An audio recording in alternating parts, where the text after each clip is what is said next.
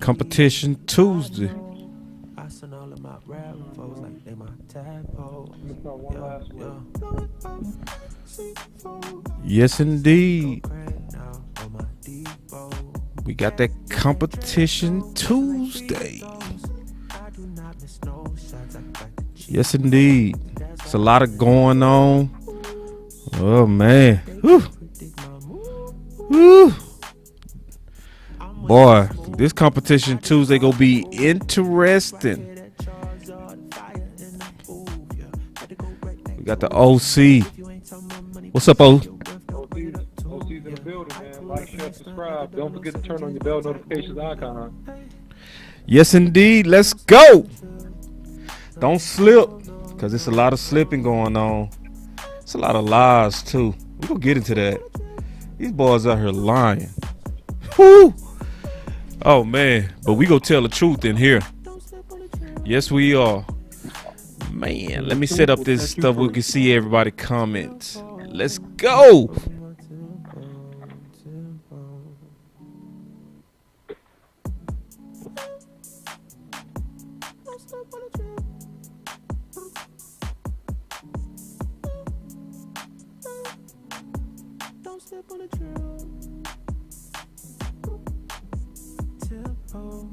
Tempo, can you keep up with my tempo? Yeah, blowing up, C4. I just hit the Mike Jackson on my tiptoe. All right, we see y'all. We see y'all in the building, man. All right, here we go. What's that? What's up, boss? What's up, Gary? My boy B Rob said, yes, sir. Hey, and real quick, man, appreciate all the love for everybody that been reaching out to the OC and I. Listen, the fair was this Sunday, and I had to spend some time with my boys, man. So we go talk about that, and family is first. I love football. I love entertaining and getting into the content that can make us better. But hey, never at the expense of my kids. None of this stuff should be above family. Not football, not jobs, not any of that. Yeah, man. Yeah, so James said, good evening. So, and my boy Kevin said, boss, what's good, fan? Man, I'm chilling on it. All right, man, I'm doing good. My boy Chris said, what's up, boss, Cowboy Nation? Night Owl Cowboy in the house. What's up, Night Owl? And then Angelina Smith, good evening, boss. Yeah. Yeah, Chris. Chris feel me. He said, respect that, boss. Yeah, bro. Family first. Always. And then, obviously, we got to talk about that Kazi DWI. Because they got something to do with the Competition Tuesdays, man. You know, that got something to do with it, too. You get in trouble at the wrong time, that can affect your future. So don't slip. And that is slipping. That's why we always play that song. We always play it. Because if you slip on that drip, all the good that's happening can turn bad real fast. So don't slip. It's really that simple. It really is that simple. Yeah, my boy say, man, I appreciate all this love, man. We're going to start this show right now.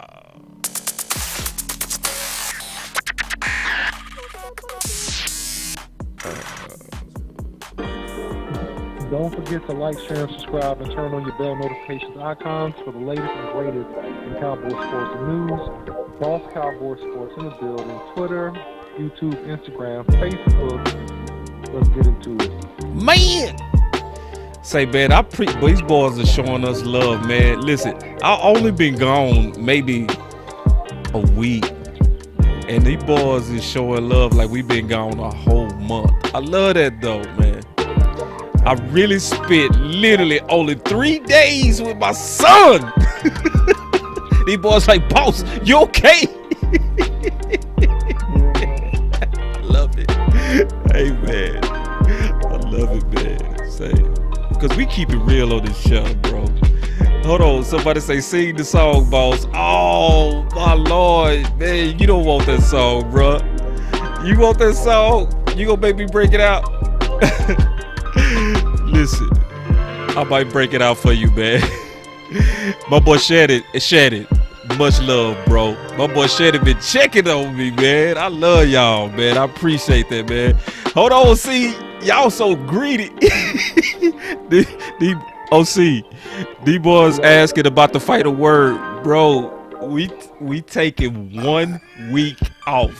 That's it. And we coming back stronger. But I appreciate the love, man. I appreciate the love. My boy say, "What's up on the fight of word?" I know, bro. Like, listen, bro. When the Cowboys on the bye, I'm gonna take mine too. Hey, OC. This boy said, "What up, everyone? Man, it feels good to win again." Yeah, bro. Yeah. Cowboys rolling, but we got some things we gotta address, man. And the Cowboys are rolling, man. We gonna get the ball up today. Yeah, man. Make sure y'all share, man. Cause if everybody think we gone, we ain't gone nowhere. My boy, hold on. I see my boy. My boy, what's up, Gary? Big Gary, boy. We were debating hard the other day. My boy, who big? Say, listen, my boy Gary. Hey, I'm cool with a debate and a hard debate as long as you mean it. And my boy Gary, he mean it. So we go talk about some of his concerns, which is a lot of other people's concern. I'm gonna keep it real though. Everybody not real like you, Gary. It's some fake cats out here, bro. Fake it in a $4 bill, and I mean that. We gonna talk about that. Sick of these boys. I heard trying to use the Cowboys, my brand, the OC brand to score cheap points. Man, you better get out of here. Fake. I ain't gonna get too deep into that though. We gonna talk about this content. Craig said, man, I appreciate that. Craig said, "You are the best." I appreciate that, Craig. Yeah. Craig said we need to be more disciplined. Agree, Craig. Absolutely. All right, man. Get out of here. Hold on. Where Coach Marv? I see you, Coach. Oh, man. I forgot. Listen, I got to set up the OC. But, hey, welcome to Boss Cowboy Sports, where your voice matter.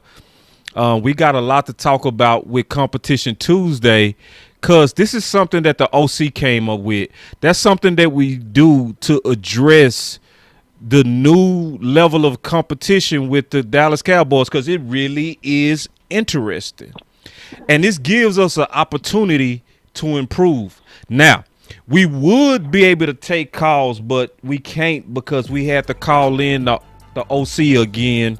We go fix that so that we can really take calls. But Competition Tuesdays is something that's unique to the Boss Cowboy Sports. So first, what's your thoughts a little bit on the game, and then we go tackle some of the biggest competition issues that just keep coming up. What's your thoughts, OC?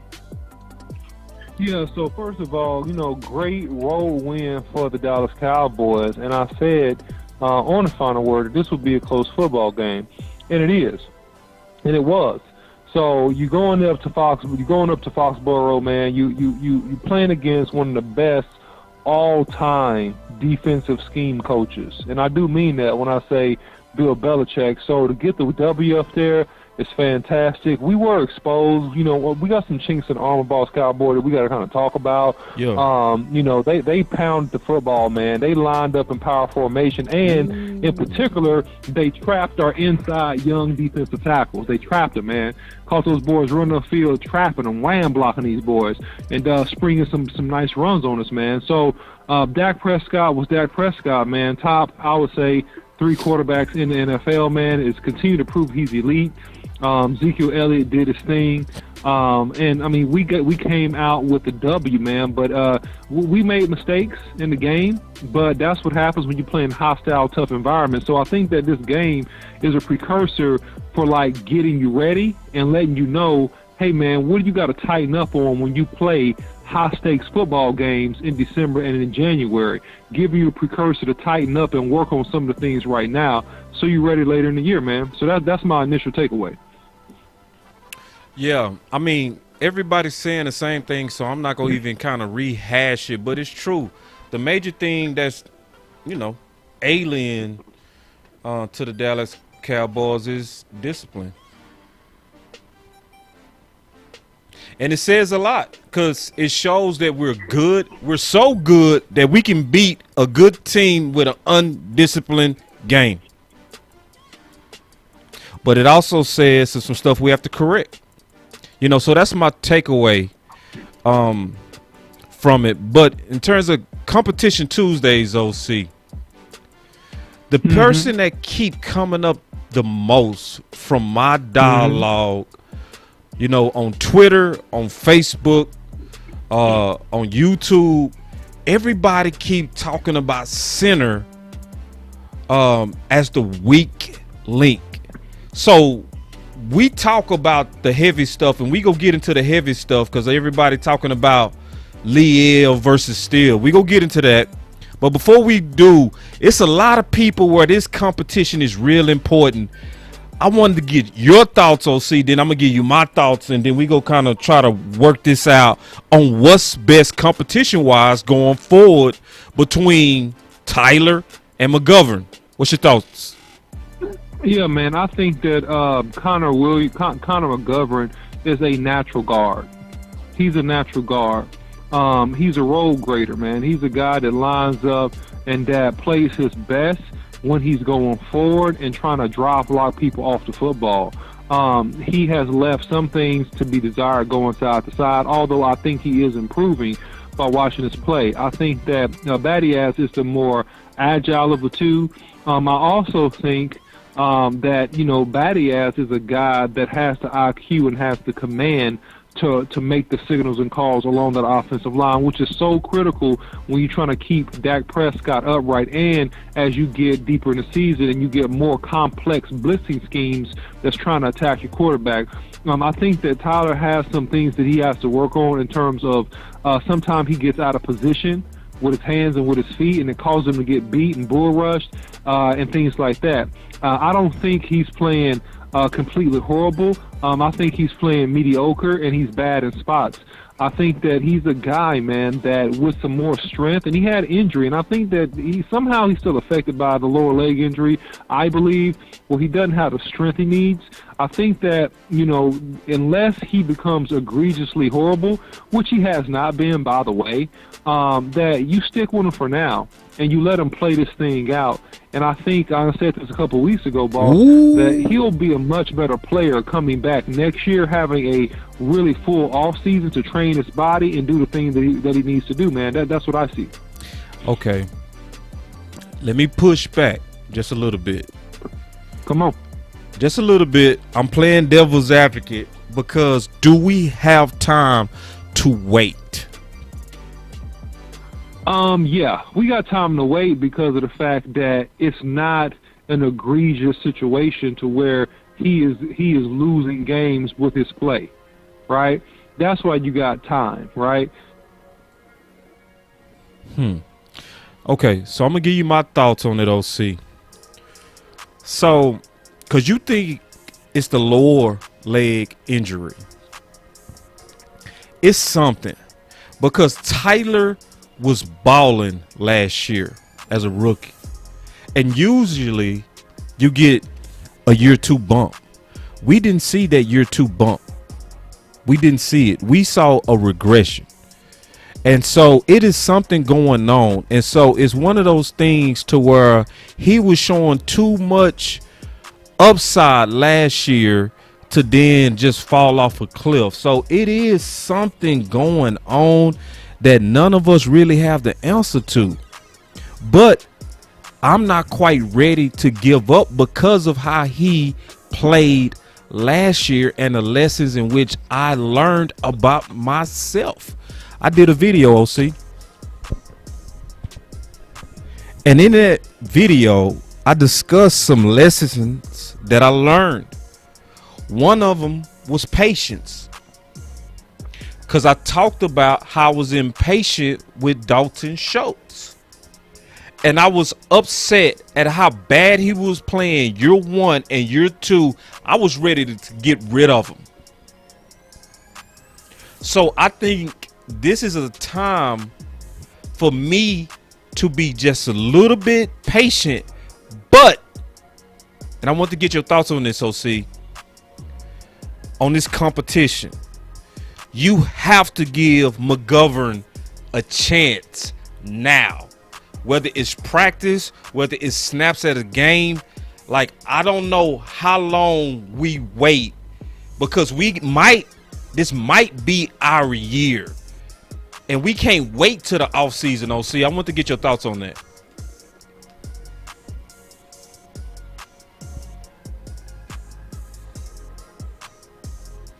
Hold on real quick. Make sure the OC's still with us. Yeah, OC, are you on mute?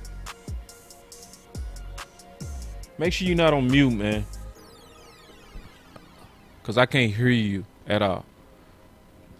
So check your phone. And if I need to call you, just let me know. But I'm going to just kind of tell y'all and just kind of take over real quick. Yeah, I think we just got to be just a little bit more patient. Just a little bit. Because I do agree with a lot of people in the chat. Like my boy Gary, right? He said, I'm for putting McGovern at center. Me too. Me too. I'm definitely for putting him in there. And I think we need to start doing it now. Like, before something happened. We don't want to play that game with Dak. But let's be honest. Did Tyler play bad against New England?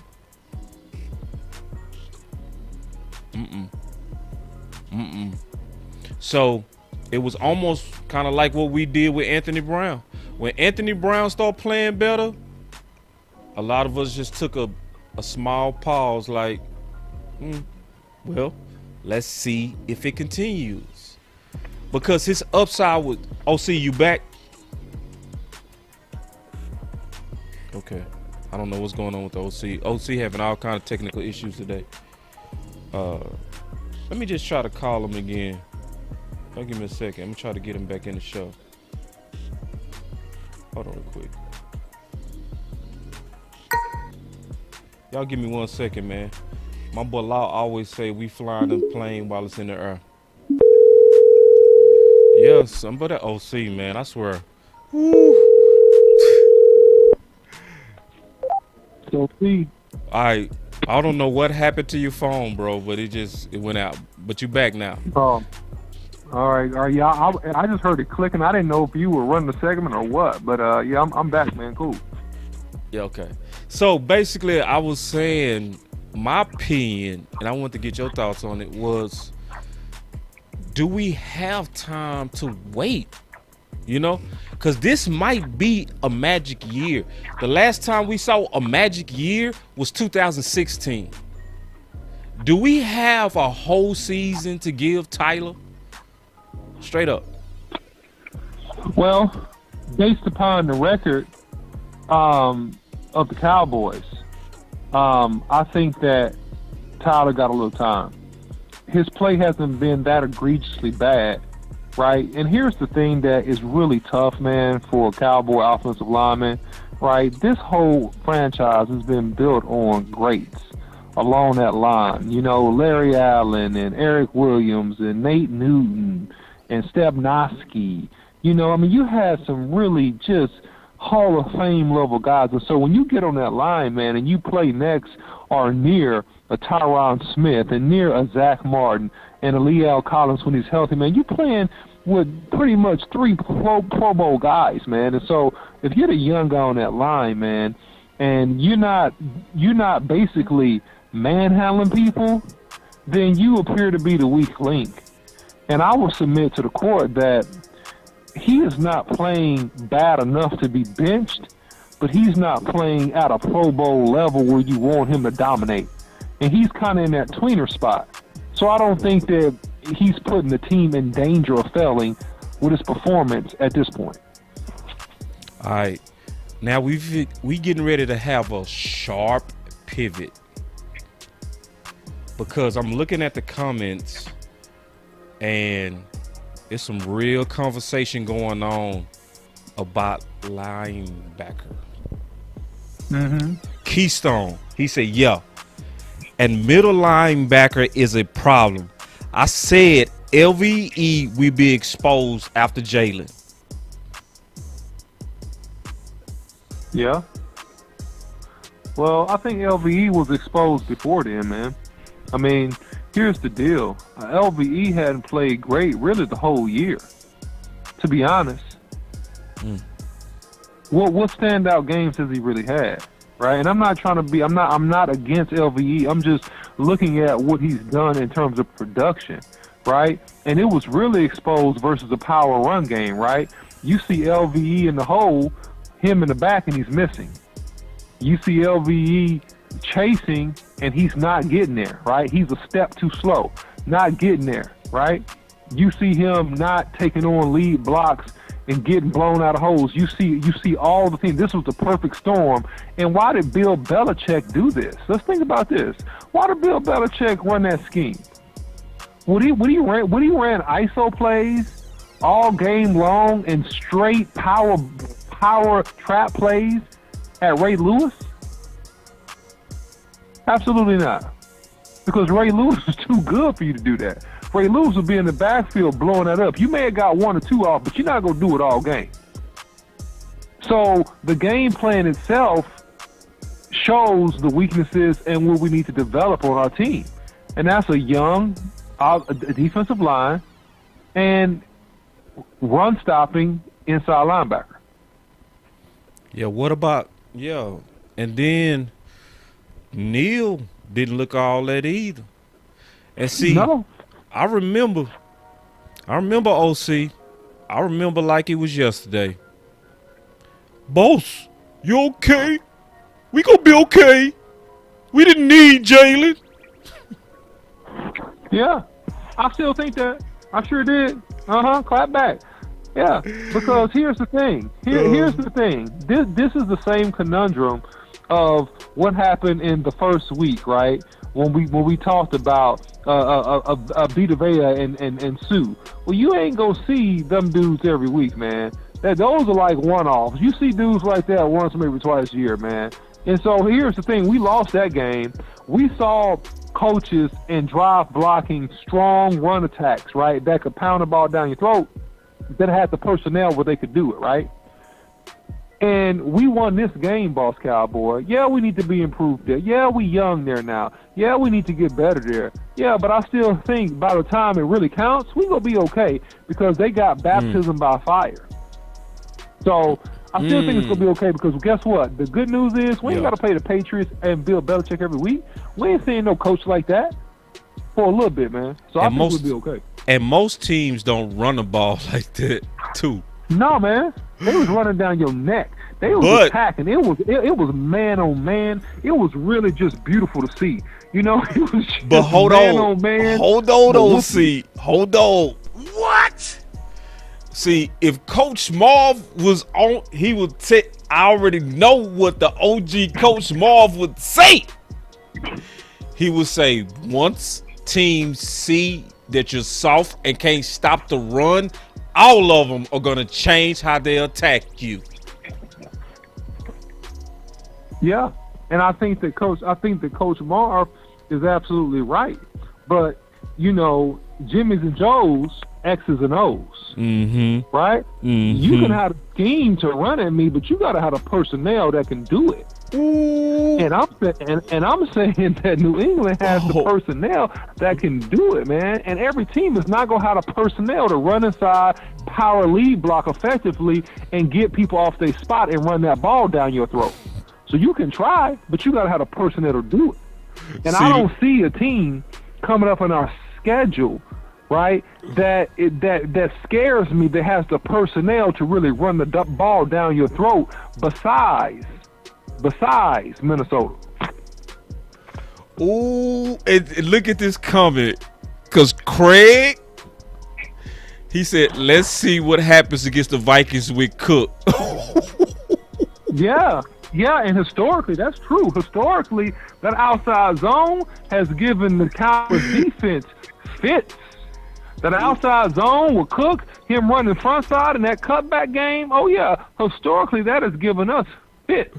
But here's the thing. That they run that play 70 to 80% of the time. They play action Cousins off that downfield.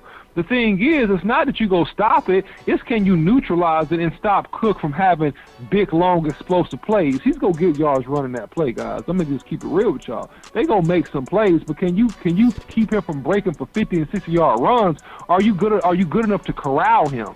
And I think that the Cowboys will be good enough to corral him, and they'll do plenty on the offensive side of the ball to get that W as well, man. That's the way I see it so far. Hey, and make sure y'all share. Now, we said we was going to talk, because this is Competition Tuesday, so we address all things dealing with competition and how to improve this team. So, obviously, DeMonte keep coming up because of his DWI, right? So obviously we want to get your thoughts on that, and what does that do for him, against him? I'm gonna take that one. Nothing. Listen, we dealing with Jerry, man. Jerry don't care about that. Let me all the way honest with you, bro. Jerry, I talked to Kenny Gant, okay, at Cowboys Experience, and he was just kind of telling me the culture of Jerry from dealing with him. Obviously, the 90s, they were partiers. They got in trouble. But he had a rule. He like, listen, I'm going to only deal with y'all one time. And after that, he going to move on.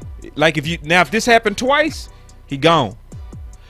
And then I'm going to also say this. Let's be honest. I like him. I know he's been balling. But who cares? Malik Hooker is balling. Like, we got Donovan Wilson back. Like, there's absolutely no reason to panic over his DWI. Not me. So, I ain't tripping. No, I ain't worried about it, because, I can use it to motivate you, man. I like, hey, man, well, you want to get DWI? Let me give Hooker some more snaps.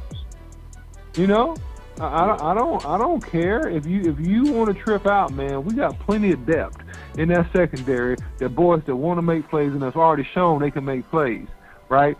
To worry about you if you go be drinking and driving, man. So I hope all goes well with him. But man, hey, he got to come and now up the ante and play well to make everybody forget that happened. Right, man. Hold on. See, that boy Shady said, "Don't slip." On the drill. Don't slip. Hey, because it's all it takes. One slip, man. These boys are cold-blooded. Hold on real quick. I got it for you. Let me turn it up. Woo.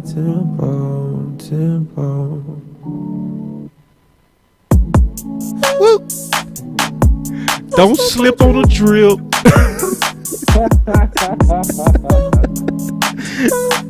we serious. Don't slip, because all it take is a slip. Off the field slip. All I can say is this, man. Look, this is just what I believe this was Bill Parcells said this. He said, hey, man, he told somebody, I remember him quoting this back in the day. He said, man, you don't want to go out of the huddle, because you never know who goes into that huddle. Ooh. So if you go out of the huddle, see, somebody else is going into that huddle. And the thing is, you don't know what that person go do when they get in the game. And see, ask Tony Romo about that. You know what I'm saying? So, hey, don't come out of the huddle, because you never know who's going in that huddle. Right? You better stay in the game. Ooh, hey, listen, y'all already know I'm dead serious when I say we getting ready to do another real fast about face and talk about something else because this linebacker is already causing issues.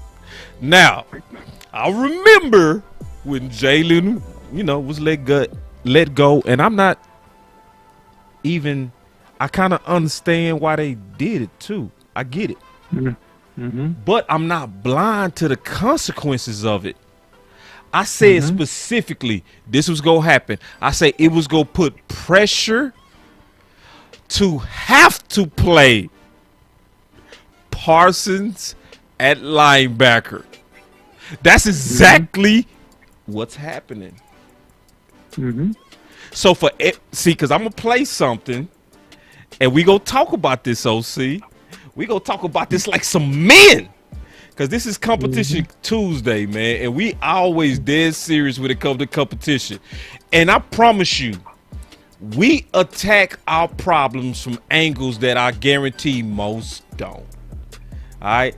I want you to listen to this. And I'm going to talk about what Keystone talking about, too. It's a lot of fire comments going on right now. Listen to this, though. Backer Micah Parsons, I'm upset with myself was the quote.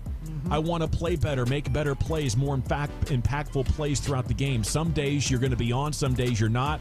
I'm not going to say I had a bad game.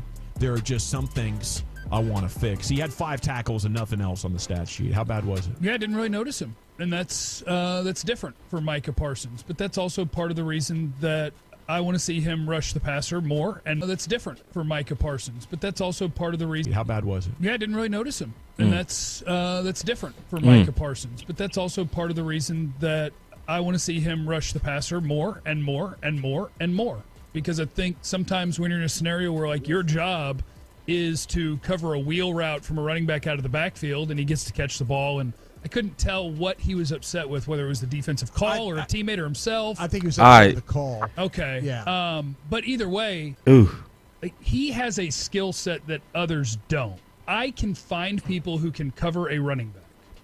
Finding people who can sack the quarterback inside 2 seconds is harder. He can do that. Boy, I've seen it. You're changing this narrative. I am going to campaign for Micah Parsons to rush the passer every week until it is a thing. Until that's what he does. It's where he's made the biggest impact on this team was the 2 weeks that he had to play defensive end. And the OC, you couldn't hear that, but I'm going to explain. This is what was happening. Parsons was talking about how he didn't like his game. Yep. And they was making a point on the fan that he's more impactful rushing the passer.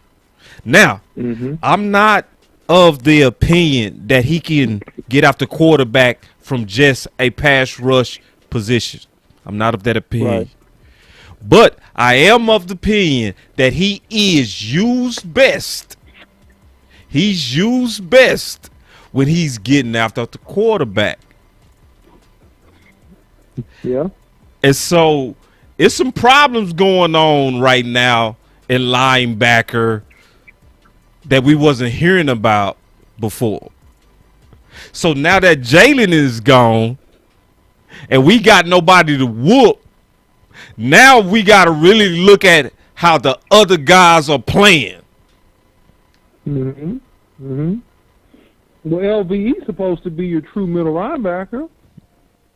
But he not, right? bro. Yeah. Well, He he's not. exposed. And then also, here's the deal, man. Here's the brilliant part of different sets and offensive formations, man. Right? You can, if you running like 31, you running 3 tight ends, single back. You running stuff like that. You're running overload, power lead football. Well, shoot, you're forcing Micah to have to play back there to try to fill gaps, man. So it's like by formation alignment and the packages, understanding the packages that Dan Quinn likes to run thus far in the season, you can do certain things to almost dictate certain things. So with not having the extra body, to your point, at linebacker. So yeah, man, that's what you saw in the game. And so what's going to have to happen is, and I think it will, boss. I think I'm optimistic about this. I think that linebacker core, he's going to manipulate in such a way, and just through some game reps in the next 3 to 4 games, those guys will go get better. And I don't see a tough enough schedule to scare me right now for those boys just getting whooped or getting exposed that will actually make us lose the game. I think that the schedule permits them room to grow. That's what I think. Yeah. So Coach Marv say he gaining experience. It's just growing pains. No need to worry.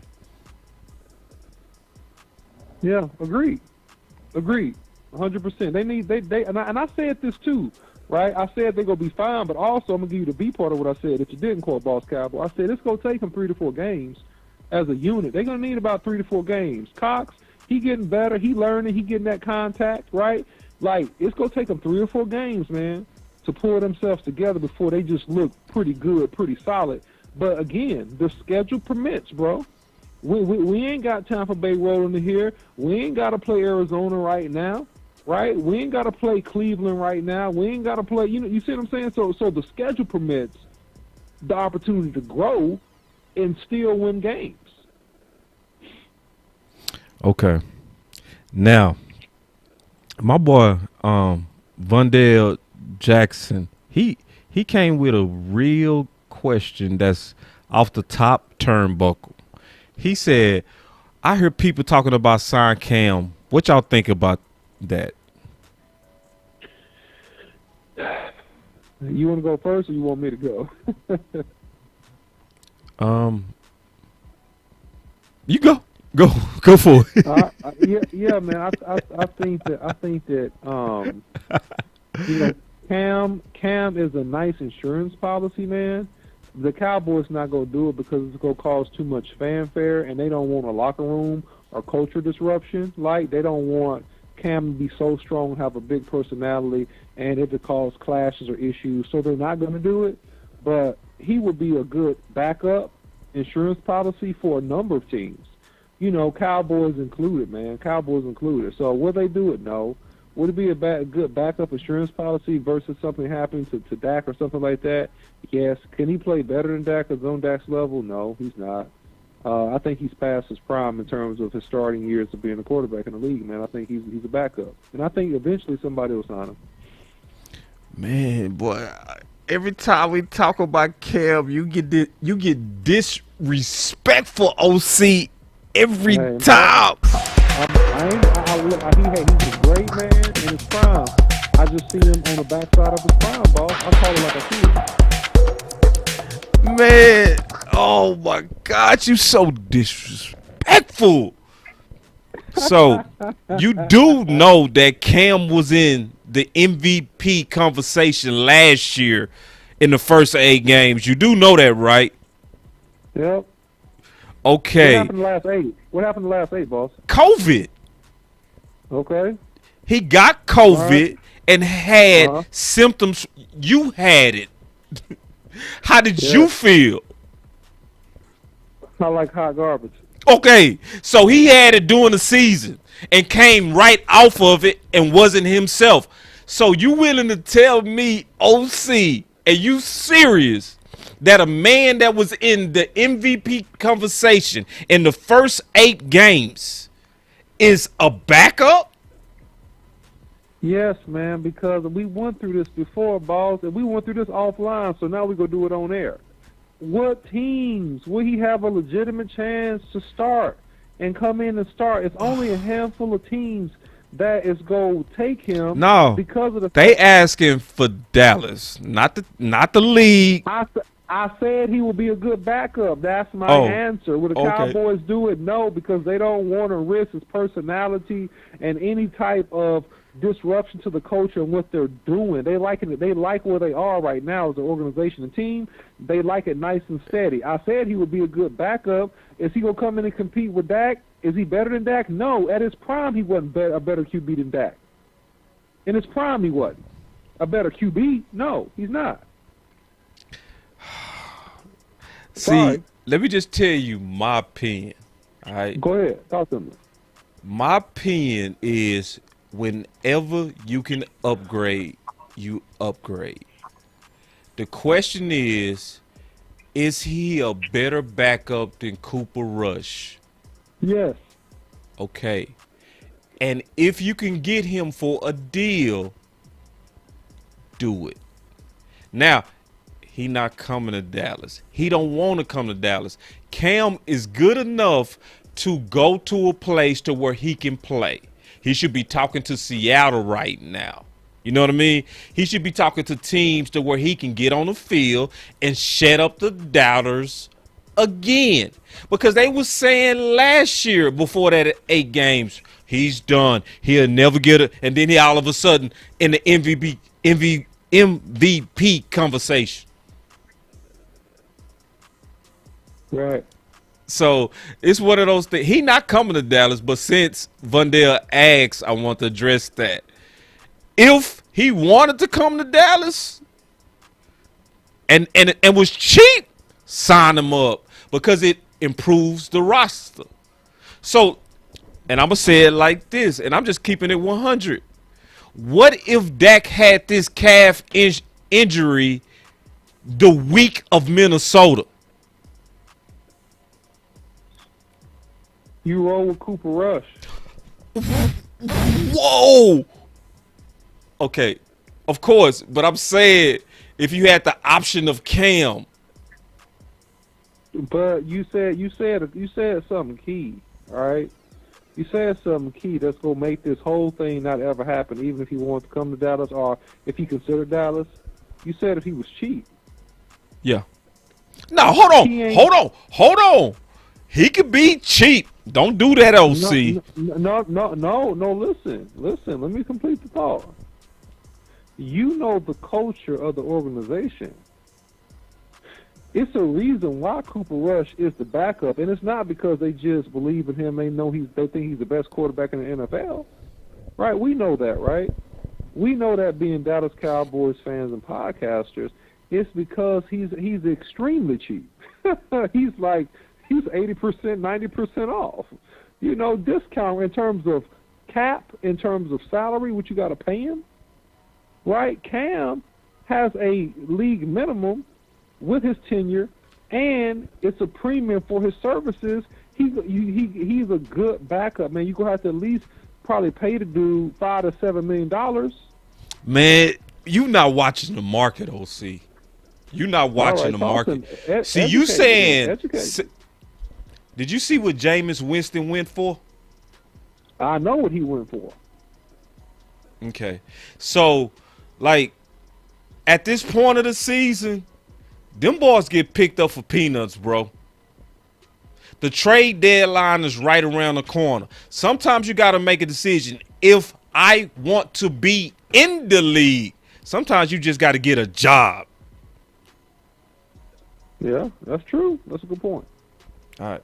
So I just want to answer that question, though. I ain't going to spend all day on hypotheticals. Back to Competition Tuesday. All right. Who OC? See this part. Whoo-wee. It been a lot of drama going on this next subject. Oh my. It's been, I ain't gonna lie, it's been fake too, bro. I've realized how fake a lot of our fans are, bro. Even our own podcasters. I learned today that a lot of people are not serious at all about ideas that can improve the Dallas Cowboys. And you know what I'm going to talk about. Go ahead and talk about it real quick. I gotta take this quick call. Go ahead. Yeah, man. So look, I mean, here's the whole deal, man. We've been talking about for weeks and weeks, how do we get the best 5 players on the football field, right? And for those that like to misquote and, you know, fight on Twitter and all that kind of stuff, we never said that Steele was a better right tackle than La'el Collins. We never said that one time. We said that, hey, if Steele is good at right tackle, and we could improve on the inside, a.k.a. Connor Williams from the left guard position, then wouldn't it be worth exploring the possibility of bumping Leal Collins inside, because that would have you having the top 5 offensive linemen, on the football field at the same time, thus increasing our chance to win. And so the hypothesis of this whole thing is that before Leal Collins was moved to right tackle, he played guard. And I will let everyone listening know this, that he graded out pretty high initially as a rookie playing the left guard position. He played the position well, and he railroaded a lot of people. And so, the contention is that, hey, everybody's saying, hey, he's going to go back to right tackle. Well, that's fine, and more than likely that could be the case. However, in multiple interviews, which Boss Cowboy has, and I believe he can play these when he gets back, Jerry Jones he infers and he talks directly about the right tackle position. Mike McCarthy even when asked about Leal going right back to right tackle, he said, we'll take a look at it. In other words, that's code for we'll see how he looks, we'll see how he plays, we'll see what we think is best. It was not a guarantee for all those people that just assume that he's going right back, and that was out of the head coach's mouth. And he would have never said that if it wasn't conversation with him and upper-level management regarding the situation and the scenario with Leal at right tackle. Now, again, I'll say that Steele is a guy that, is solid, and in 5 games, and my eyeballs and looking at how he's graded, he's proven himself to be a good NFL starter. He's no longer just a trash right tackle, but he was an undrafted rookie. So his game has grown in leaps and bounds. So he's a solid NFL starter at this point. Is he an all-pro at this point? No. But he's a solid NFL starter. And Leal Collins is a guy that played on a Pro Bowl level on 2019, which is how he got, the big contract, played at the Pro Bowl level. But his first year, just like Steele, maybe not to the full extent, he struggled at right tackle. And then you have him coming back stronger, just like Steele coming back stronger and played great, and has played great, really, in the 5 games. So that's where that whole situation lies, man, and kind of what I think, Boss Cowboy, if you're back on the horn. I'm all the way back. And see, this is what's aggravating. A lot of stuff that's actually being said are just lies. Like lies. Like, I was debating cats. I'm gonna play this, and they was lying. I'm talking about podcasters, and this is when I realized a lot of people they don't care if it's a good idea or not.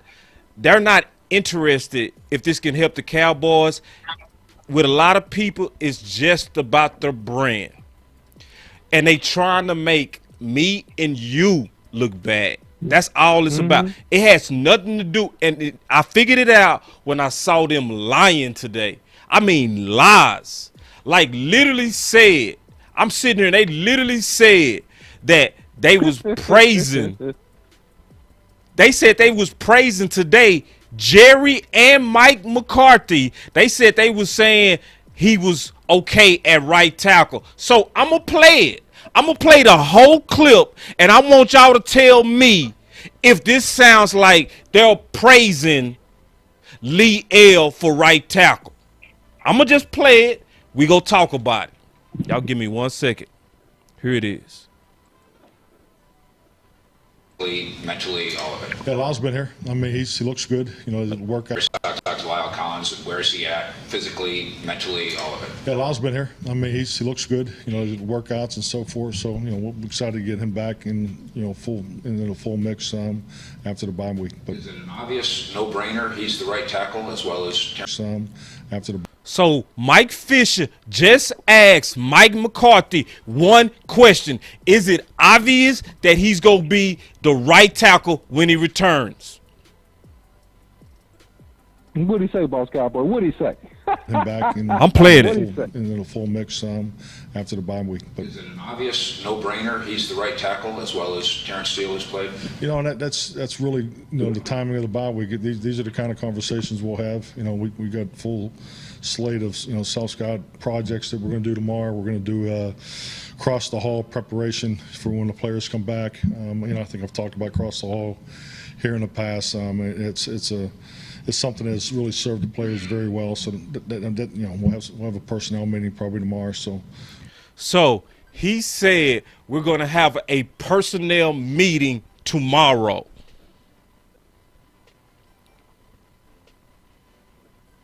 Now that's an easy answer, because see, this is what's making me sick about these fake people. This is what's making me sick, because this is what's making me. Oh, hold on. Oh, I can't wait. Oh, I'm finna block you. Oh, I can't wait. I'm going right here to block you, homie.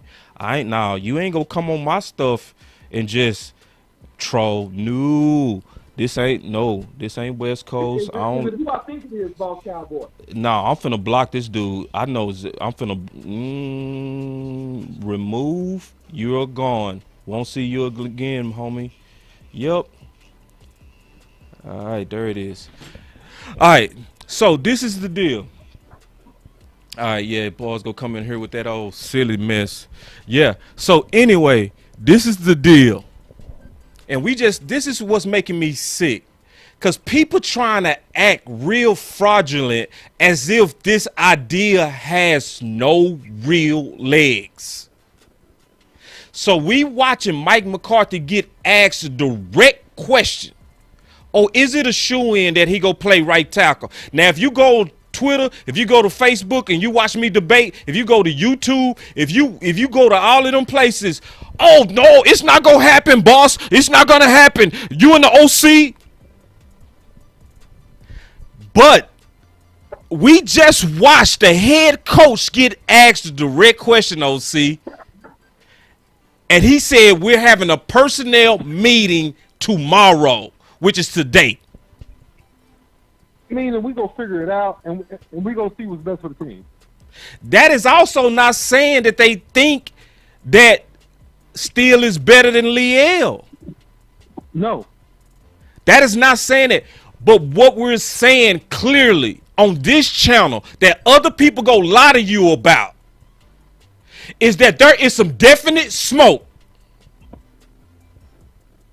And people trying to act like it's no smoke. No, it's smoke, boy. This is smoke. And it gets worse. And this is why I can't stand. Like, listen. Like, I'm going to say this, OC, and I mean this. I debated the hell out of Gary the other day. But at least I know Gary believes what he's saying. Gary, me and Gary was going hard. But we was doing what you're supposed to do, debating the ideals.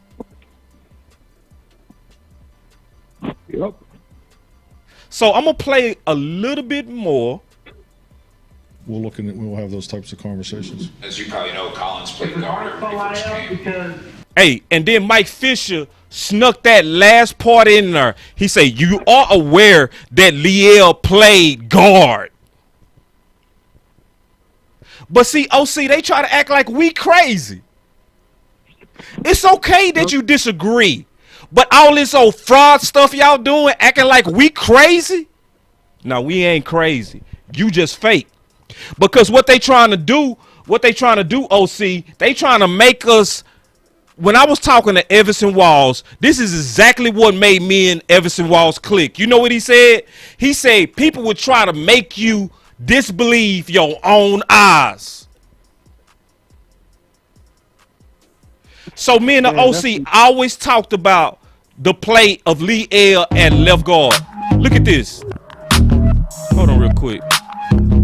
Hold on. Y'all give me 1 second, man. You look, I'm too crunk. I'm over here. Gotta fix this real quick. Boom. There it is.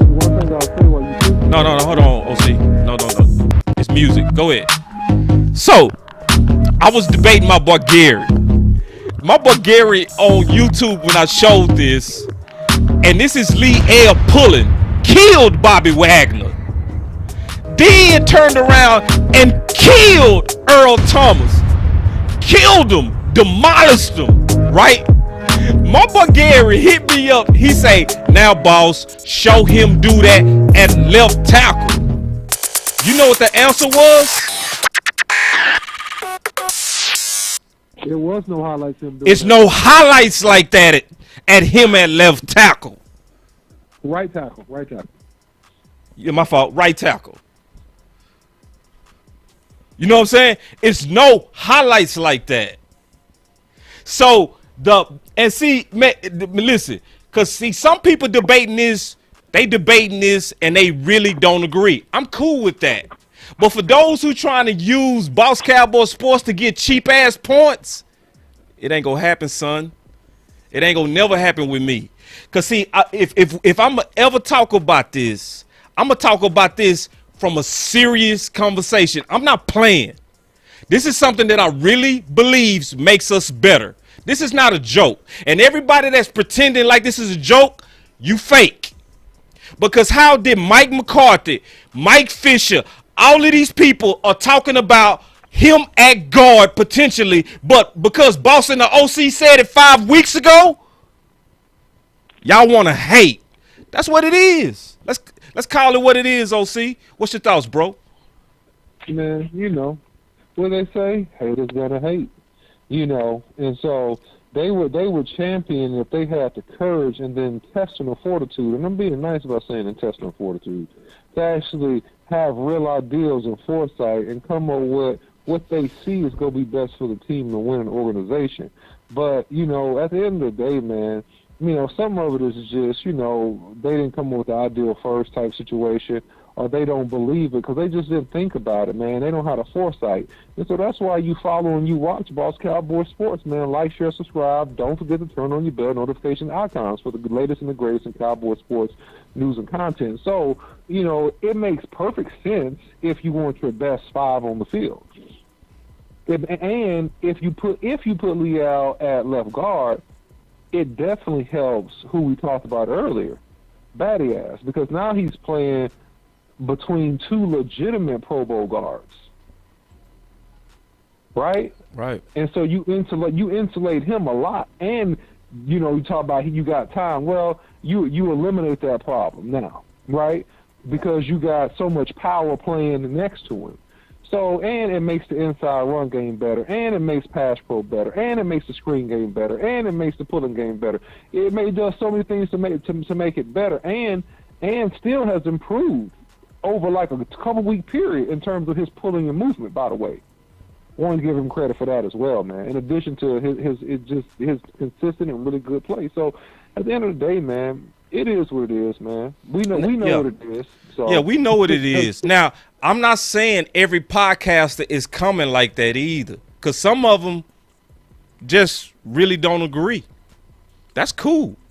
I'm cool with that, because your voice matter. That's fine. What we supposed to be able to do is debate this serious. But all this old fake-ass trolling, calling it Madden and all this kind of stuff, okay.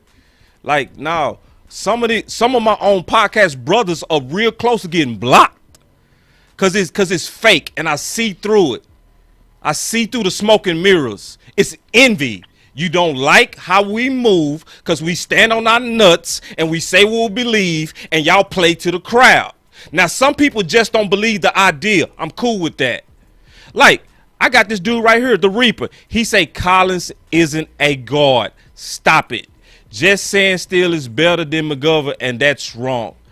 I'm cool with that. I have no problem with somebody disagreeing. None.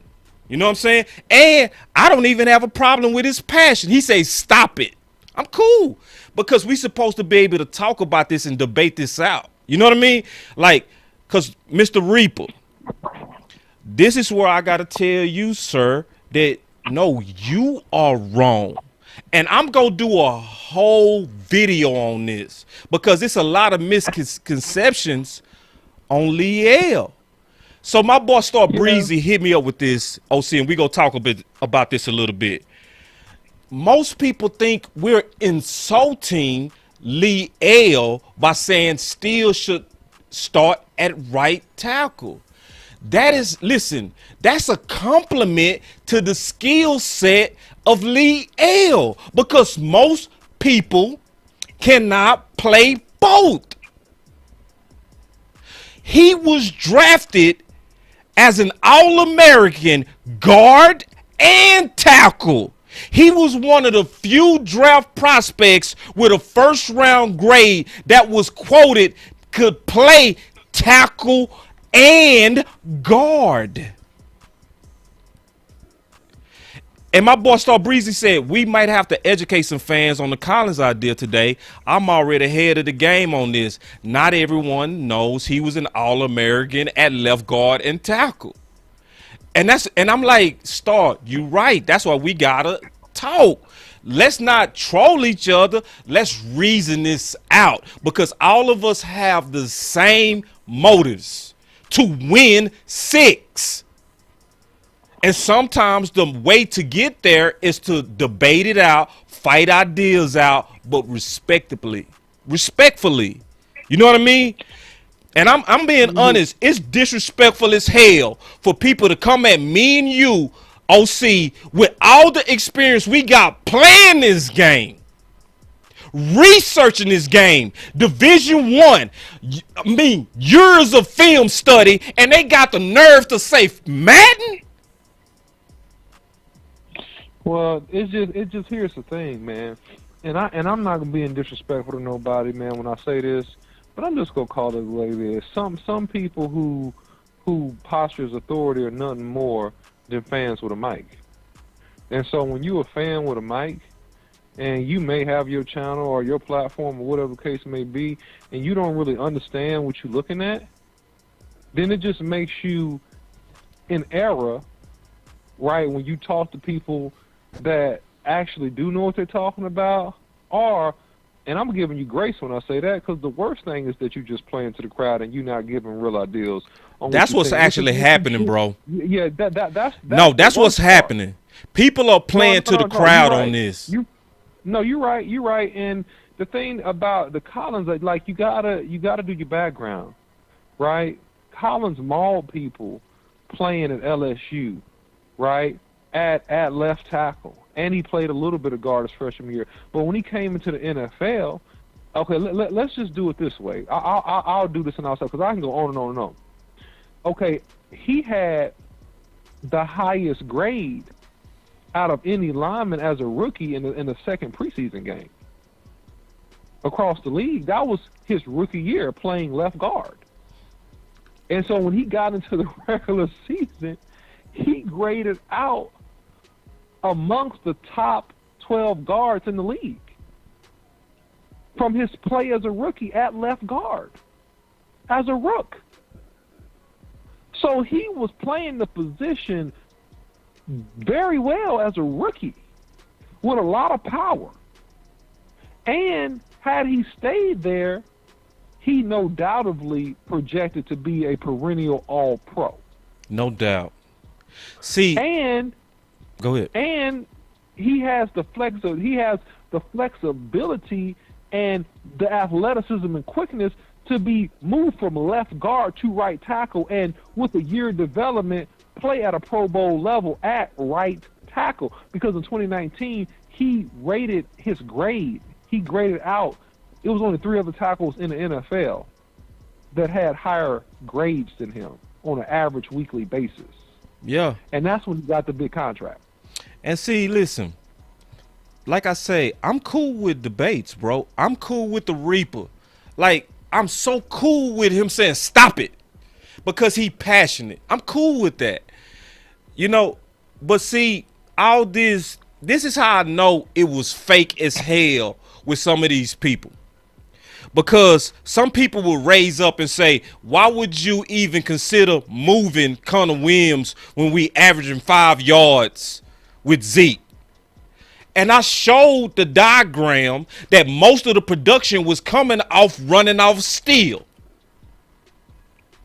And the fact that they ignored it and didn't address it proved that you are not for the Cowboys. You trying to beat Boss Cowboy Sports and the OC. You trying to upstage versus giving ideas that can help us win. And you fake. You do not love the Cowboys like you say you do. You fake. And everybody that's like that, because it's a whole lot of people that I discovered want to build their damn brands versus ideas that help us win. And then when they look at me and OC, they be, oh, yeah, we finna troll them. Now go troll your mama. I'm over here not even seeing my sons putting ideas out of her that can help my team. I'm not playing with these cats, OC. They got me all the way messed up, bro. Yeah, well, at the end of the day, guys, I mean, here's the situation, and this is what you go see, man. We talked about this earlier. Listen, this is a setup for future events, okay? So just like, and I'm trying to help the fans because I want to give you guys this game ahead of time so that you way ahead of the game. This is a setup for future events. Listen, heads will roll and there will be bloodshed. Say that again, OC. You talking too fast. Listen, heads will roll. Yeah. And there will be bloodshed. Every big contract veteran on this team is not going to make it. Okay? Every big contract veteran on this team is not going to make it, man. If it can happen with a favorite son, it can happen with you. I don't care what anybody say. Jalen was a favorite son. He was a favorite son, man. Jerry loved Jalen. They tried to work it out with Jalen. They couldn't work it out. It was a financial thing, and then boom, it parted ways. So Jerry is starting to have buyer's remorse on some of these big contracts of people that are getting in trouble, missing games, and underperforming. I'm telling you. And more and more and more, he's acquiescing to the policy of win with bargain free agents and win through the draft, which has not overall been a bad philosophy for the Cowboys the last several years. So when we look at this chatter in the movement and we see expressed frustration from Jerry Jones from the right tackle position, just know that it's more to come. And that the best thing that Leal can do, and I'm for Leal, I'm a Leal Collins fan, but the best thing he can do, man, that he needs to do, he needs to come in here and play bananas, play berserk. He needs to get 20 pancakes a game, and I'm exaggerating, but he needs to really turn out and play very, very well because see, Daddy Jerry is looking at this thing as he's on the clock, and I ain't got time to waste time. And if you ain't gonna produce, man, I can't be paying you this big money. I got to get some young guys or get some other guys in here that's gonna produce and be consistent. And that's where he is right now. That's the coach. And I said this a couple weeks ago, Boss Cowboy, culture shift. That's the culture shift that we begin to see from the competition, the higher level of competition, to also how we do business, and we get rid of dead contracts of high-paying people that are not producing or missing games. And you go see it across the board, especially this offseason. So get yourself ready. All right, see, listen. Like, my boy, this is exact. I have no problem. He said, look, my hitter, I love you, bro. But please stop beating this dead horse concept that Collins needs to go to guard. He's our right tackle. Okay. This is why I got to do, listen, and Lock 44. When I do this video, all I ask is that you give it a honest listen. Okay? That's all I ask. Don't be locked. See, this is my coach used to always tell me. He used to say, don't be the baby mama with the ugly baby. Where everybody know that baby ugly but that baby mama. When somebody is showing you and telling you the truth, be that person that can adjust to it. Because, Lock, the misconception that's going on is people are underrating Leal's impact at guard. That's why the whole conversation is about the best five. We never saying as of yet that Steele is better than Liel. But you would not find one game where Liel had multiple holding calls like Williams just did. How many touchdowns? How many times do we got to go back 10 yards? How many times do we got to lose to a bull rush for us to say maybe there's a better 5? That's all we saying. And on top of that, you got to try to, but first, watch the video. I'm going to do a whole breakdown and prove that Liel was drafted to play guard or tackle. And that was understood by the entire league. My example that I'm going to use is Ron Ranchek for the Saints. And this is what's happening with the Cowboy fans. And I'm certain this is what's happening. We have adopted the philosophy of Jason Garrett. I'm being honest. The philosophy of never moving your linemen, only rest in Dallas. If you look around the league, some teams successfully cross-train guys like Liel in case he got to play guard or tackle anywhere. So I'm telling you, I've already researched this. I'm not making this up. I'm not trying to win a debate. I'm trying to put us in a position to dominate. And go look at Ron for the Saints, who's a Pro Bowler and All-Pro, who played every position on the line except center, left tackle, left guard, right tackle. But if you try to even talk about that in Dallas, oh, boss, oh, don't move him, let him develop.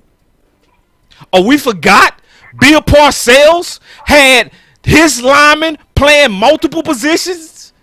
That's a Jason Garrett philosophy that we hanging on to out of pure stubbornness. And when you got an asset like Liel, and I'm gonna tell you how I know it's hypocrisy. Oh, see, hear me out. This is how you know it's hypocrisy. Because if we talk about Parsons and we say, just let him play defensive end where he's best. No, boss. No, you can't do that. He can play so many positions. You got to move him around. So we get it on linebacker, but we just refuse to have any open-mindedness on a guy that's so skilled that he can play both. And when I do this video, this is one of the main things that I'm gonna break down. OC, I want to get your thoughts on this. If the season started, if the playoffs started now, you know who we would be facing? The Rams, Tampa. Let me ask you a question, OC. Where are they built to destroy? The interior. So say that one more time. I was asking if, because right now, based on the season, the people we go likely match up against, if we look ahead, we go likely see Tampa or the Rams. So for everybody that's like, oh, don't touch Connor Williams. Oh, just let him be. So y'all really want Connor Williams to face Aaron Donald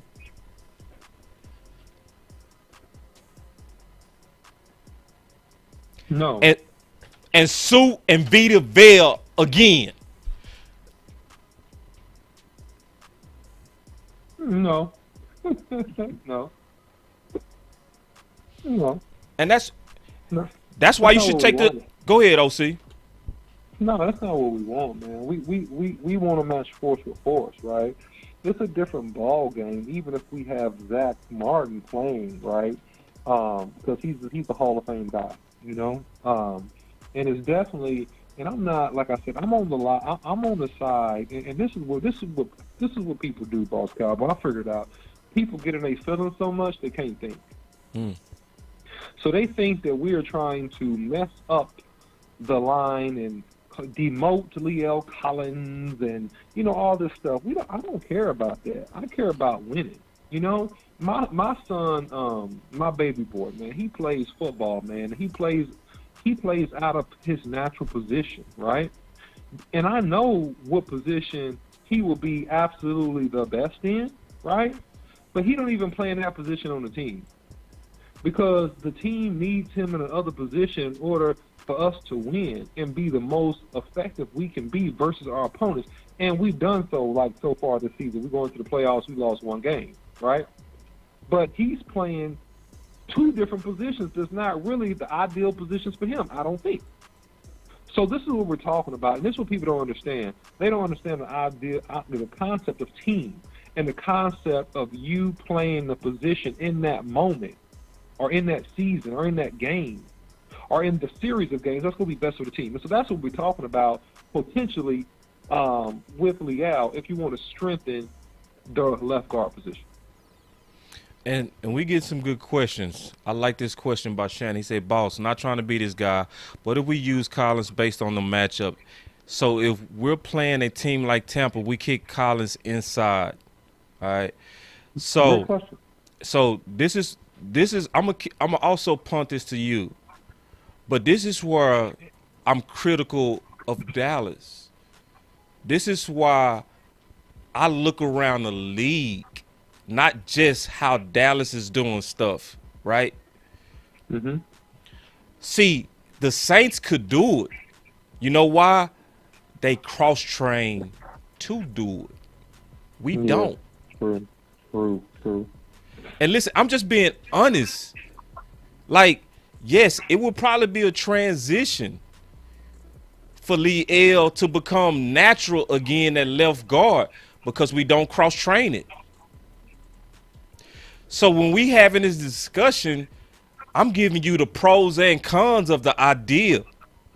The con of Boss Cowboys idea is the fact that we never cross-trained it like the Saints. So it's hard to do what you're saying, Shannon. The Saints could, but we so bogged down into this never move 'em mentality. Oh, you never move them. You just let them sit there and develop. Hey, listen, because I'm going to show you, I'm going to show you this real quick. This guy said this on my Twitter. He said, so strange that this take is out there. He was talking about my take on Twitter. And I'm cool with this. I'm cool with this. I had no problem with this. He said, but this is the part I don't like, the exaggerations and the lies.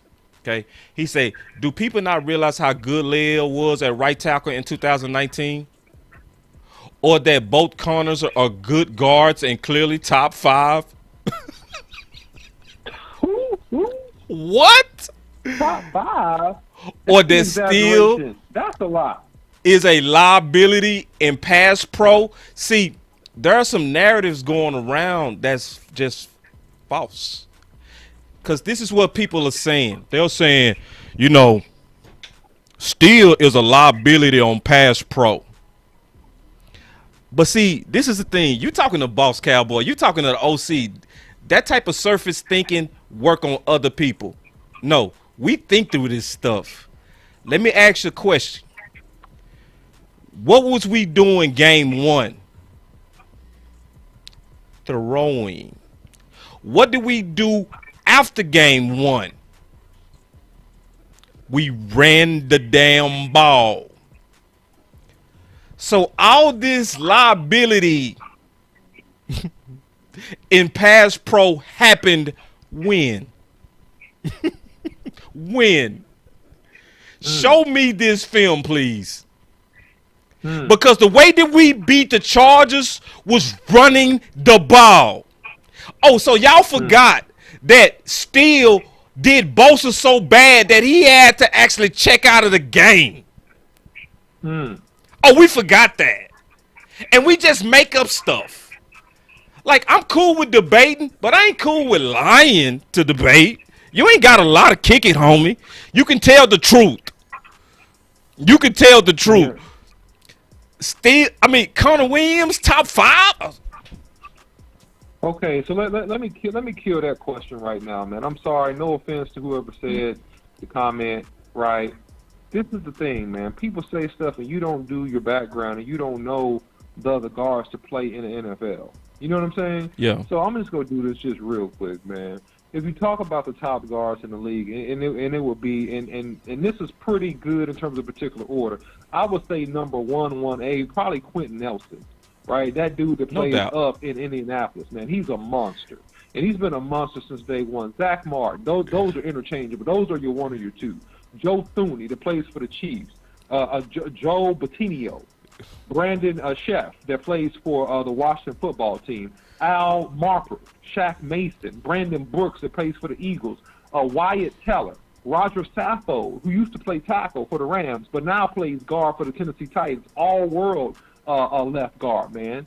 All-world. And, by the way, this is why the Patriots are so good on the inside. One of the reasons on Winu plays for the Patriots, right? And he was a rookie last year, right? And he was phenomenal, right? And he played last year at tackle, but he dogged people out at guard, man. Dogged them out, and he dogged people out during this last Dallas game. So those are your top 10, 11 guards in the league. It's not a Williams in there, man. I know, bro. That comment was like, and see, that's an example. It's not a Williams in there, man. And that's an example of what they do for Connor Williams. They over-exaggerate. They even over-exaggerate for Leal Collins. Oh, they calling him a Pro Bowl right tackle. When? Like, I know he played great in 2019, but when did they give him that? Oh, all pro, right? Well, if y'all go just give him Pro Bowl and give him all pro, I can do the same thing at left guard. I can go look at some of the greatest plays and say he was playing at an all pro. Are we gonna play that game? So anyway. Yeah, man. And then I mean, and here's the thing. Here's the whole thing, man. It's like, look, I mean, if you think about this, here's the deal. Leal Collins, man, has always been, if you just be just real, if you look at his tape, and I have, he's a power football player, man. He's a power, run downhill, knock the crap out of you, drop, block you into pieces, power football player, man. And he struggled and gave up several sacks his first year playing right tackle. It took him a year of right tackle to adjust and to get the facts under control, man. That's the honest to God truth. No hate, no shade on him whatsoever, man. None at all, man. None at all. See, you nicer than me. Here's the deal, though, boss. And look, and this is what people don't really get. He got moved to right tackle 2017, 2018. He played 2 years there. 2017, he struggled. 2018, he was better. 2019, he really pulled it together, and he was playing at a Pro Bowl level. I will say that. I'll give him that. But he had 2 years at right tackle to pull it together to get there, man.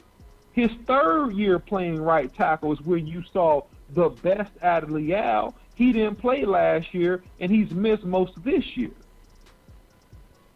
So I'm just giving people perspective, man. Let me say it like this. Y'all judging Leal guard performance too hard. Can I say it like that? Cause I'm gonna say it a different way. Y'all gave Leal time to develop to 2019 Leal. He was instantly impactful at left guard. And if he would have been struggling, we would have started Leary, who was a very solid starter, who showed that even when he went to Denver. So they not projecting what Leal was on pace to be as a left guard. No, man, and then here's the deal too, man. Leal was so good his rookie year, He started 11 games, played in 12. They were trying to keep redshirt him. He couldn't keep him off the field. He was bulldozing people. Dog. 2016, he only played in 3 games, man. He was hurt. Yeah. So He was bulldozing people, man. He played so well, you have to start the rook. They have to start it. right, what they see. So everybody just skipped the bad year at right tackle for Liel in 2018. They go right to 2019. No, Oh, 2017 was a horrible year. They skip it though. OC, see, they skip it. They don't even bring it up. So, just like we saw a year 2 epic game with Diggs, we saw that year 2 epic game with CD Lamb. We never saw Liel get that grown man game at left guard. Mm-hmm. Yep. And this is what we're saying. I'm going to be as clear as hell. He can be an all-pro and pro bowler at both. Yep. Just like he was an All-American in college at both. Yep. And if this is what I'm trying to get people to imagine. I want you to imagine how nasty our offensive line would be running the ball behind Liel, T. Smith, McGovern, or Tyler. Definitely Zach Martin, and definitely Steele. Mm-hmm. And see, because that's why I got to do this video, because it's a lot of stuff that's out there. They saying stuff like, you got to help him on Pass Pro. First of all, what's wrong with that? What's wrong with helping a young right tackle? They saying it's nothing wrong with helping the guy to make sure he got his legs. It was smart coaching by Kellen Moore and Mike McCarthy. And guess who called it before it happened? Boss, OC, and Marvin. Coach Marv. We all called it. You know what we said? If you want to take pressure off of Steele, run right at Bosa. We said it before they did it. We said it after they threw it 1,000,000 times game 1. I went back and forth with Jeff Kavanaugh. We're a passing team. I said, no, we should be an adaptable team today, buddy.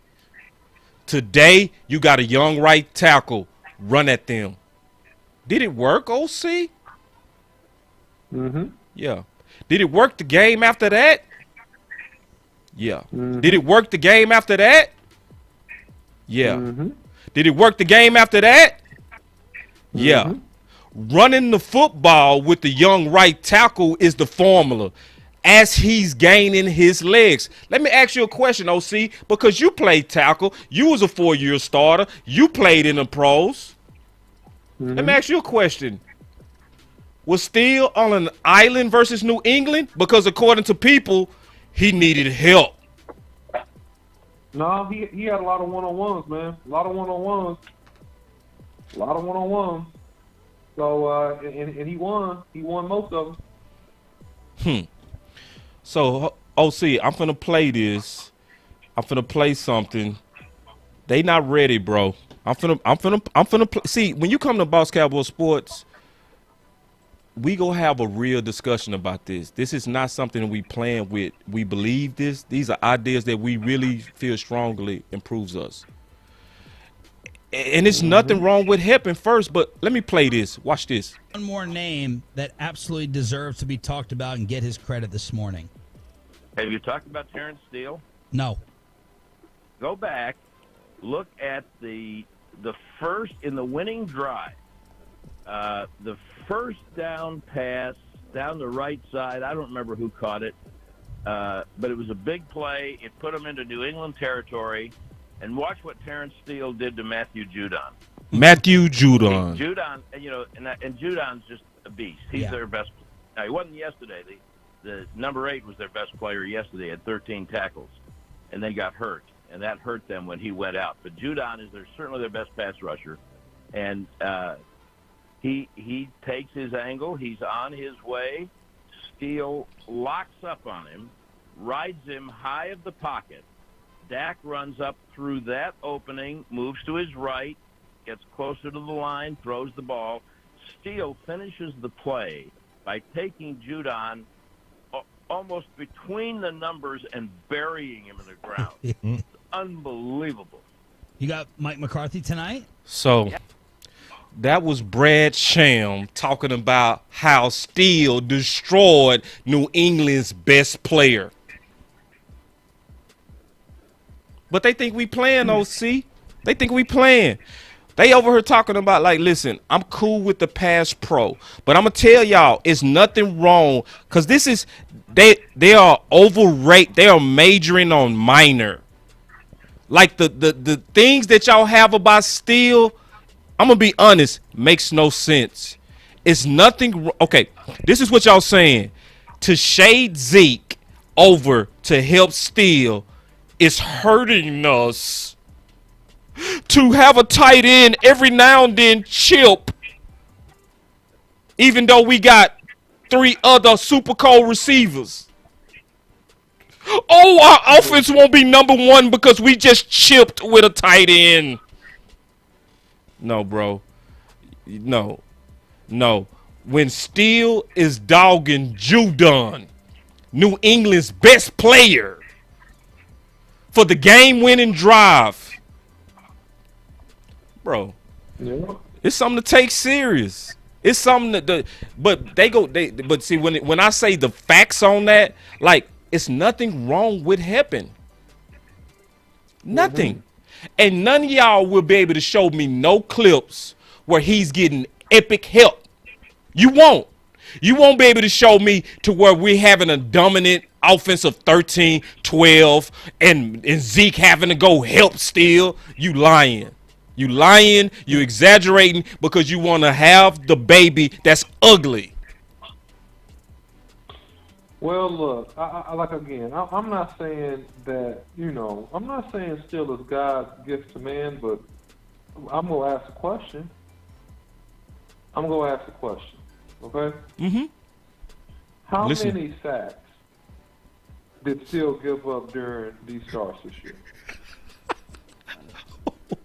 How many sacks? Oh, man. How many sacks has he given up? That's that question. Let me answer the question. Let me go ahead and answer. Boss. You ready? Yes. 0. 0. Bro. He's giving up no sacks. Y'all go kick rocks, man. I don't care what you say. Kick rocks. And I'm not saying he God's gift, but I'm saying he is a quality starting right tackle. So I'm saying it doesn't hurt you if he's there based on his play, and you're strong on the inside. It doesn't hurt right? you.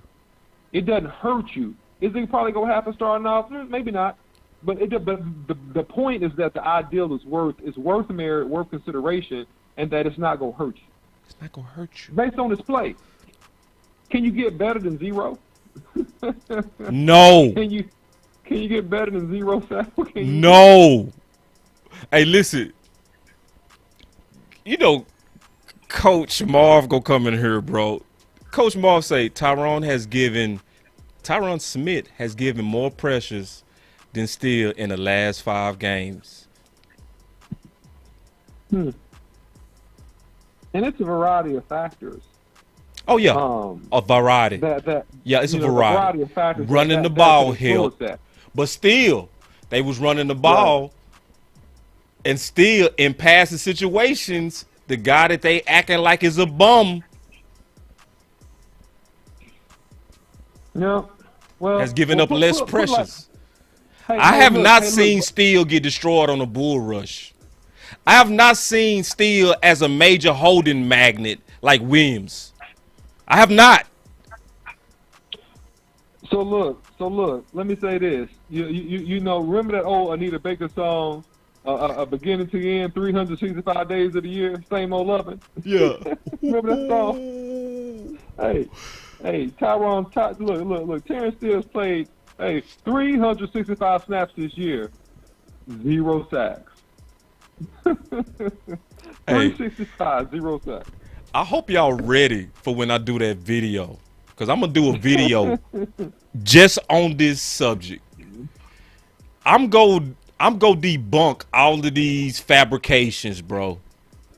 I'm going to debunk all of them. I already know what they are. I done wrote them all down. I know all of them. I'm going to debunk the hell out of them. I'm going to get with you, OC, and Coach Marv. I'm going to let y'all double check my homework, though, because I know they going to be coming in there to hate on me and hate on you. But, yeah, I'm going to debunk all these lies. The major one, I'm getting ready to play Jerry today. Now, I've never seen Twitter debate shut down so fast. I was having epic debates with everybody yesterday. It was just up and down my line. Oh, don't move.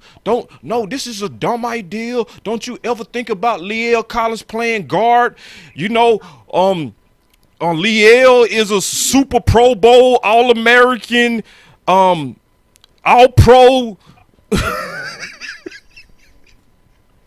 And then OC, I played Mike McCarthy's comment. My Twitter went silent. All them people that was debating, shut up. Except a couple of them who had motives to try to get a rep on us. All right? But check this. Then Jerry came out on 105.3 The Fan. I'm getting ready to play it. Let's decipher this, OC. And I'm going to say it because I know you can't hear. I'm gonna walk you through it. But I want everybody to listen to Jerry real quick. Listen to this. Players coming back. One of them is Leal Collins. Are you anticipating Jerry going back to normal with Leal and Tyron as your offensive tackles? Well, our team is fortunate to have him back. It's great to have him back.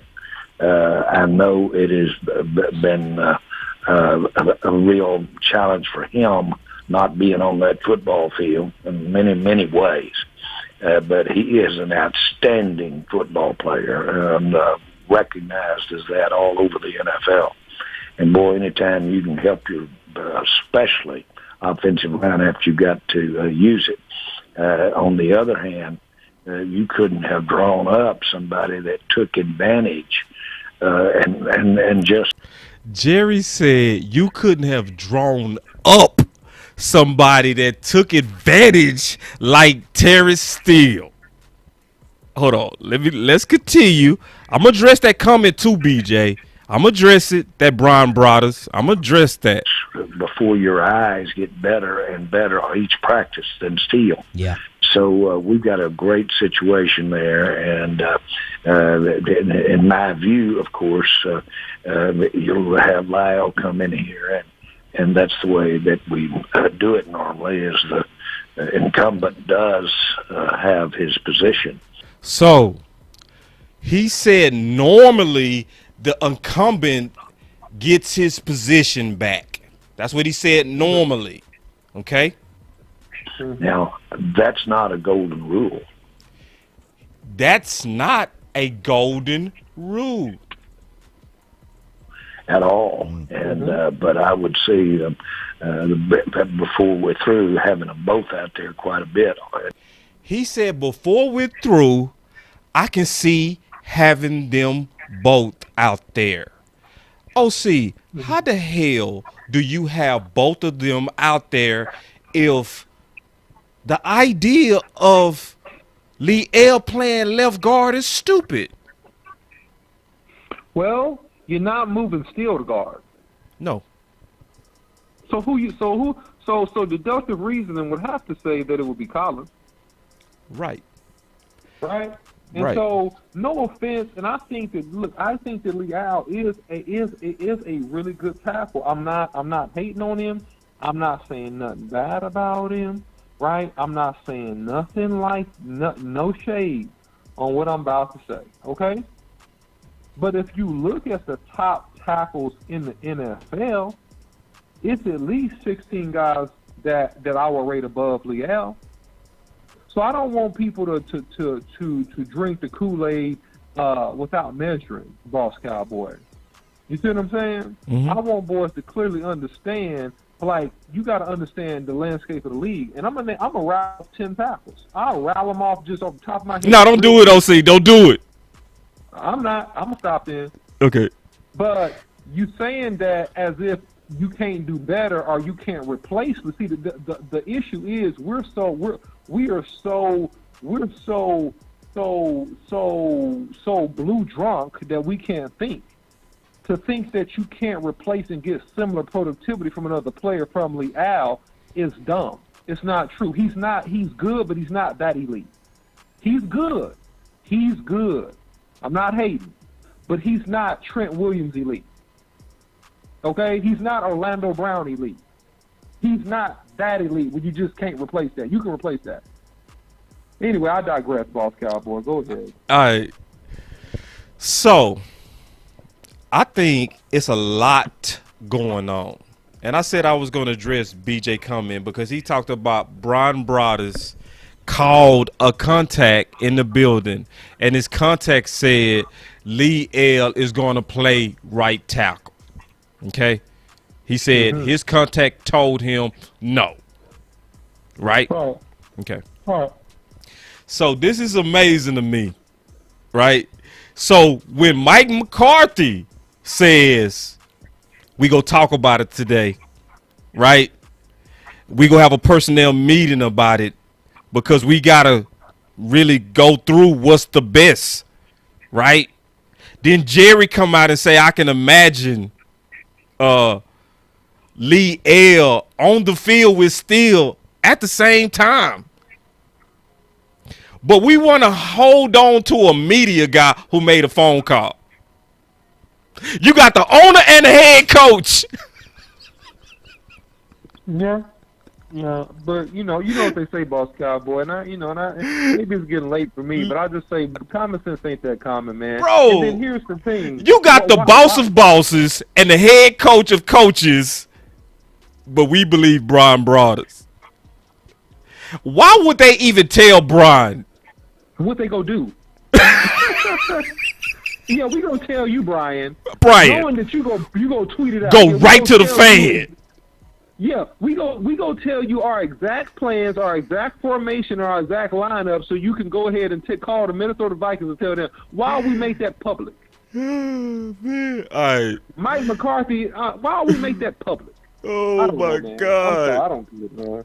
Whoa! I'm sleepy, man. I don't know. Come on! All right. So let me say it like this: there's smoke, okay?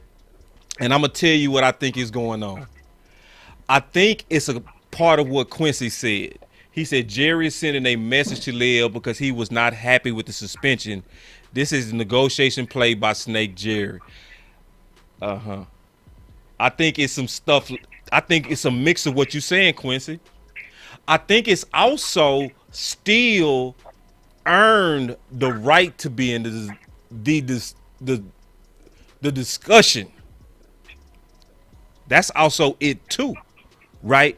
Because you got, to me, with us, with our current cap position, and knowing how Stephen Jones is, Stephen Jones showed you that he would take a little bit less linebacker to save $1. He just showed you that with Jalen. I think, and this is what I really believe. Because Jerry said he's the tie breaker when there are internal debates. I think it was an internal debate. I think it was a side that was rocking with Steele. Like, bro, we cannot bench this guy. Let's figure out something else with Leal. And then there's a side that's like, bro, no, Leal, he better right now. And they was fighting it out today. That's what I really believe. I believe they was both telling the truth that they was undecided this morning. You know what I'm saying? Yeah. And I think they trying to get their hands around it before they start getting ready for Minnesota.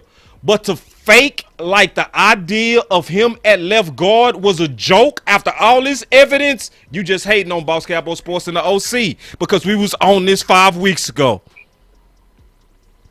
Yeah, bro. And here's the thing that people don't see. And I said this a couple weeks ago. Let me bring it up again because I know a lot of people missed it. When does the big money for Leal Collins' contract kick in? I'm going to tell you because I know people don't know. It's 2022. He signed, and he had basically a $20 million guarantee at signing when he signed the contract in 2019. But he only has a 6.669 cap hit this year. Okay? His cap hit next year is 15.2. It more than doubles. We talking about the salary cap now, Boss Cowboy. His base salary jumps from 1.1 to 10 million even next year. It's an potential opt-out in 2022, which is at 28 million of the 50, and it's 13.9 million a dead cap hit if they opt out. So they playing chess. We fans, we not even playing checkers, man. We playing like 2 + 2 = 3. You know, I'm telling you, man, heads will roll, and there will be more bloodshed. I'm telling you ahead of time. What you got on that, Boss Cowboy? Talk me off the ledge. Am I crazy? No. Listen, bro. I've been with you. Every Tuesday we talk about competition. We have been on top of this better than anybody. No doubt. We've been talking about this for 5 weeks, bro. We brought up that there was a potential competition brewing 5 weeks ago. And let me tell you why. Because of Jerry's cryptic messages. Yup. And we've been playing those messages every week. And he's been sending a clear signal and warning shots directly at Leal. Go watch the show from last week when we talked about Competition Tuesday, and we talked about the warning shot that was fired right at Leal. Cause they asked him about the offense twice. He spun the conversation to right tackle twice. And he specifically mentioned that to us, availability is just as important as play. Who is he talking to? Leo. But see, you have to be watching Boss Cowboy Sports to be keeping up with that. So we're not surprised. The only thing that kind of pissed me off today was to treat this like it was a joke. When the owner, when the head coach, and all the tea leaves that we've been proving for 4 weeks have been showing Jerry is hot. People not paying attention, OC. People not seeing that you paid a guy that missed the whole year, who came in allegedly out of shape, who burned your millions. But y'all want to talk about 2019. But in 2019, he was a Pro Bowler. Oh, so you see, y'all skipped 2018. You praise 2019, you ignore 2020, and then you ignoring the suspension, and you ignoring your own damn owner. And then got the nerve to treat the OC and boss like we playing. Like we joking. Like we just making up stuff for content. And we playing the direct quotes. Man, let me tell you when I stopped responding, bro. When I saw them people lying on Twitter talking about Jerry co-signed Leal at right tackle. I was like, bro, these clout chasing ass dudes. Nah, because anybody that been listening to Boss Cowboy Sports and the direct quotes proves it was the opposite. Go listen to the other shows. We been on this, bro. We been on this for weeks. Now people want to hate because they late. No, y'all was late. We was early. Give us credit and move on. My boy BJ say he want to debate. Hey, bro, I'll debate you on this.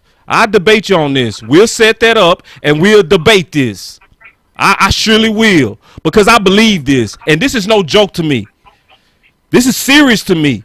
I take this. I'm not going to be playing either. When I debate this, I'm not going to be normal. He, ha, ha, he, ha. I'm going to be dead ass serious, because I'm trying to win 6 and I ain't got no time to play.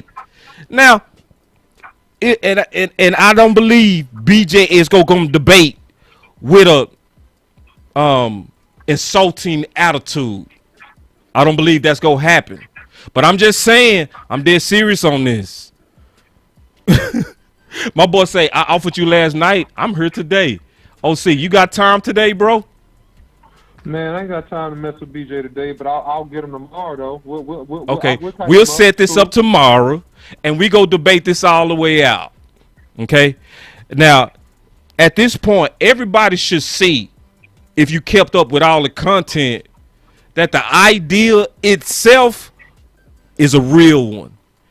And also co-signed by the very owner, who said, I can envision Steele and Liel on the field together. So all this, boss, it'll never happen. Boss, come on, give it up. This is a crazy idea. Y'all didn't even listen to your own boss. You didn't even listen to the man who run the whole team, who signed all the checks. Boss is crazy. Boss in the OC. The OC played tackle. But the OC, he don't know football. OC played nothing but tackle. But that's how you know it's ego. The OC played nothing but tackle, but they got the nerve to be like, oh, boss, this is Madden. Yeah, BJ, we go debate this tomorrow. I'm going to come on your Twitter channel, too. We'll do it on your channel. We can do it on my channel. I don't care. But I'm dead serious about this. This ain't no joke to me. This ain't about no cool points. This ain't trying to be right. This is about trying to win 6. Wendy say, breathe, boss. Listen, Wendy, I'm passionate. I'm sorry. I'm passionate. And that's why you seeing what you seeing. This is love for my team. And yes, I'm going to be all the way honest before we get out of here. I was very offended that people literally tried to treat the OC and I like we was joking. I done wrote 2 books. I'm respected highly in the podcast community. I can do tours with anybody that I want to that talk about these Cowboys, except maybe a few. I done had multiple guests like Everson Walls, Barry Church. I am by a true knowledgeable guy every show. The OC. So when we present ideas, we are not playing. You playing. The OC and boss, we trying to win, bro. That's the whole spirit of what we do. Some people trying to get clout off the Cowboys and get jobs. No, sir. Not me. Not my boy OC. No, sir. So yeah, we'll debate this. And I'm gonna be cool. I ain't gonna be tripping. You know what I'm saying? At all. What you got, OC, before we get out of here? Man, I ain't got nothing, man. I'll take this guy for tomorrow. I'm good. God, yeah. All right, so we'll set up the debate tomorrow, and we'll figure out what channel we go do it on, and we go talk about this, and we go figure it out. And that's the whole thing we all supposed to do before we get out of here. Is remember what you seeing, because you see the OC and I do this all the time. We debate all the time. But if he right, I come around. If I'm right, he come around. Because it's not about being right. It's about what's the best idea. The OC and I are partners in Boss Cowboy Sports. Partners. I'm not over him. I'm not his boss. That is the right-hand man of Boss Cowboy Sports. The only way we agreed to even do this together, we made a full agreement that the best idea will win. I'm going to say that again. We made an agreement that when we do business, we're not going to do business and debate in ego. We're going to submit to the best idea. So if you right, I submit. But if I'm right, submit so that we can put the best ideas out there. And Wendy said it best. Debate is healthy amongst true men. It is. It is. And that's why I was offended today, because people was calling out the OC and calling out Boss as if we don't put in major work. We don't shortcut this stuff. We don't shortcut film. We don't shortcut study. So anyway, final words, OC. Hey, man, listen, don't forget to like, share, and subscribe. Boss Cowboy Sports, Twitter, YouTube, Instagram, and Facebook. You can follow me, the OC100. And sharing is caring, guys. And we'll be back with that Leo Collins tape and some more ideas this week, man, on how the Cowboys go for 6. Yeah.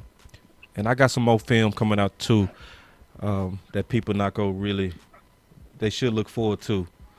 And I'm going to just tease that. BJ, I'm not going to call you, bro. I'm going straight to bed. I got to get up early. But we go talk tomorrow. We go set that up, and then we go get that going, because I know look like the people want to see that too. So we'll talk about that. But, hey, man, much love. Y'all stay up. Remember, at Boss Cowboy Sports, it's about being loyal. Never devoted. Never.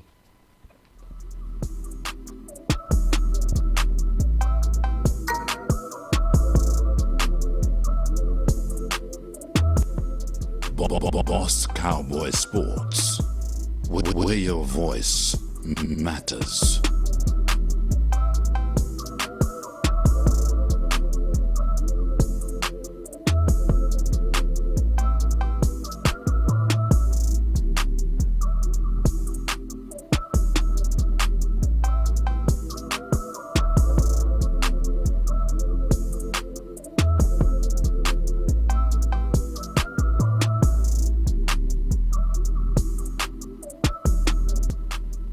Boss Cowboy Sports.